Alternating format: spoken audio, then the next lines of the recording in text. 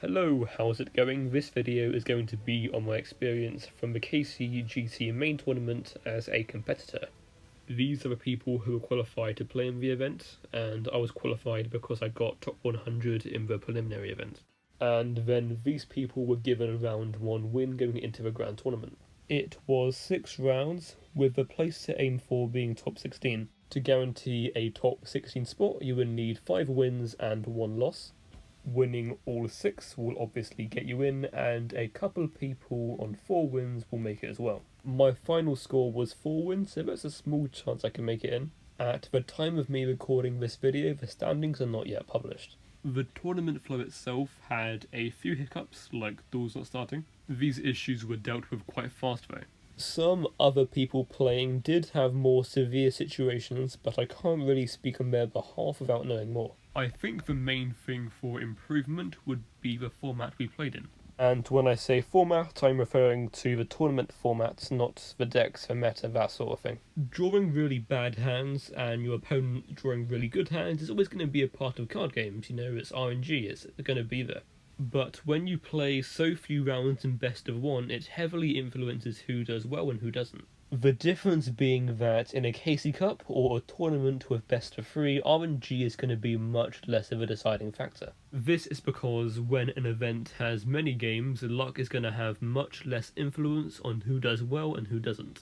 As a result, this then promotes the more skillful elements of the game. This is by no means taking away credit from people who did well. The people who ranked high definitely played amazingly. I am just showing my feedback on how I think the structure of the tournament could have been improved to make it less luck-based.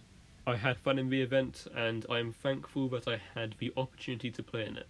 Before I move on to the deck portion of this video, I want to mention something that's a little bit funny. Before we actually played, we knew what prizes we could get based on how many wins we had, or simply just for qualifying. We get an exclusive icon depending on how many wins we get. So we get an icon for 5 or 6 wins, 3 or 4 wins, 1 or 2 wins, and the best part of it all is you get an exclusive KCGT icon if you win nothing. We were joking a lot about how funny it would be to flex this icon in every tournament you go to. A few people have the idea where if they lose the first 2 or 3 rounds, they would just throw the rest away on purpose to get this amazing icon. Sun was very unfortunate and lost his first 3 rounds, so the man himself made the plan to throw the last 3 games just to get this brilliant 0 wins icon. He even went in with a skill farm deck, which I think is amazing.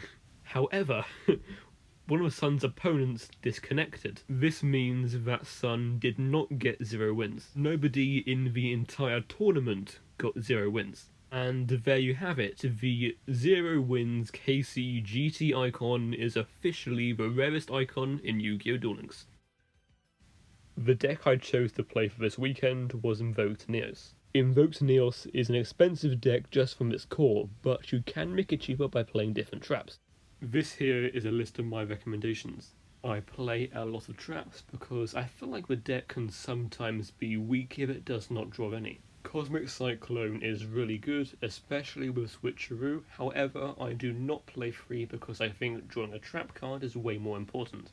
If this is your first time seeing Invoked Neos, you may not be familiar with why the deck never plays 20 cards. Normally, less cards in deck equals more consistent. Normally, the smaller your deck is, the higher chance you have of drawing your best cards. However, the smaller your deck is, you're also increasing the chance of drawing the cards that you don't want to draw. And there is a few of those cards in Invoked Neos. If you are familiar with Yu-Gi-Oh slang, this is what you call a massive brick. As iconic of an ace monster as Neos is, you never really want to be drawing him. Drawing Invocation is not all too bad, but most of the time you'd rather be seeing a better spell or trap card. Also, making your deck count larger decreases the odds of you drawing 2 Volcanic Shell. I chose not to play Bacon Saver or a second Invocation because I want to minimise on the number of bad cards to draw. I chose to play this deck because I feel like it has all around good matchups. Up until Wednesday evening, I was testing Shonui for this event. I don't think Shonui would have been a bad pick for this event, but I did feel like it lost a bit too much to Invoked Neos and to Witchcrafter in my testing. And I expected Witchcrafter and Invoked Neos to be quite popular. I ran numbers on consistency to compare which Invoked Neos builds would be more consistent. If I had more time, I would have practiced more matchups and this deck list would maybe look a little bit different. But overall, I am very happy with this build. The traps in this deck should reflect the decks that you expect to play against. I have not yet played this deck in a side deck tournament though, so I can't really give any advice or feedback on that. Feel free to drop any questions in the comments below and I'll get back to them as soon as I can. The rest of this video is gameplay with music. I hope you have enjoyed so far.